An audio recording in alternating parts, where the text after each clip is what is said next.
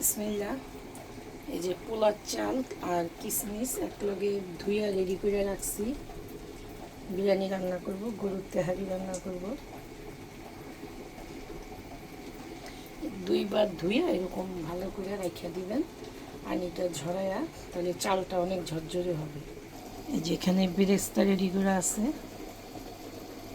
যে চোরে আমার কাজের মেয়েটা অনেক বড় চোর, জানে না, চুরি করে খায়।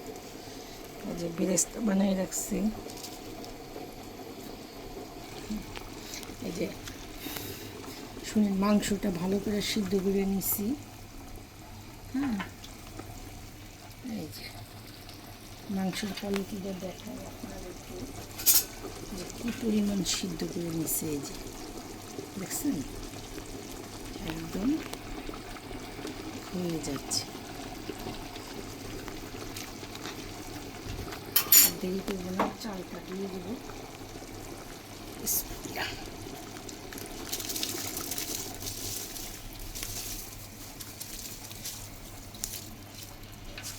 এখানে মাংস আছে 3.5 কেজি, চাল আছে গিয়ে আপনার 1.5 কেজির মতো।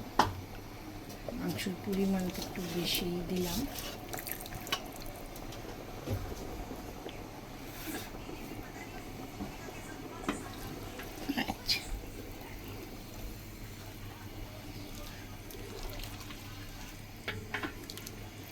ভিডিওটা বড় হয়ে যাচ্ছে।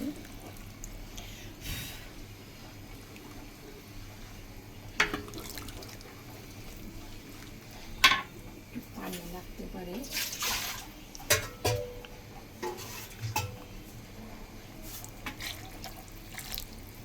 পানি দিয়ে দিলাম।